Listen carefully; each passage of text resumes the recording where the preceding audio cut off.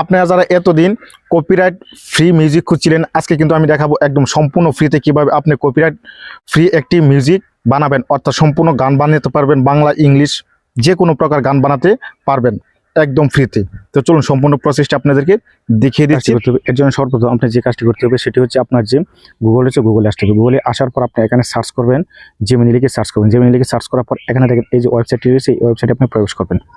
প্রবেশ করার পর এমন একটি ইন্টারফেস চলে আসবে। এই ইন্টারফেসে আসার পর এখানে দেখেন ক্রিয়েট মিউজিক, এই অপশনটিতে আপনি ক্লিক করবেন। ক্লিক করার পর এখন দেখেন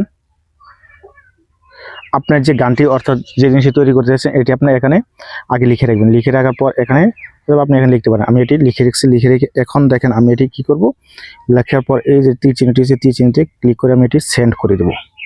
আপনার ট্র্যাক তৈরি করা হচ্ছে, অর্থাৎ মিউজিকটি তৈরি করা হচ্ছে। আপনি একটু ওয়েট করতে হবে, নেট যতটুকু গতি থাকবে তার উপর ডিপেন্ড করবে। দেখেন এই যেটি কিন্তু আমার পুরোপুরি রেডি হয়ে গেছে, 30 সেকেন্ডের একটি আমার মিউজিক রেডি হয়ে গেছে। এখন আপনি এটি ক্লিক করলে এইভাবে শুনতে পারেন। শোনার পর এখন আপনি এটি ডাউনলোড করবেন। ডাউনলোড করার জন্য এই যে দেখেন এখানে একটি ক্লিক করবেন।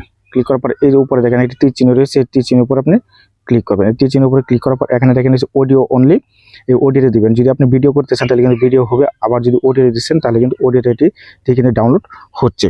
এখন দেখেন এই যে এটি কিন্তু অলরেডি আমার ডাউনলোড হয়ে গেছে।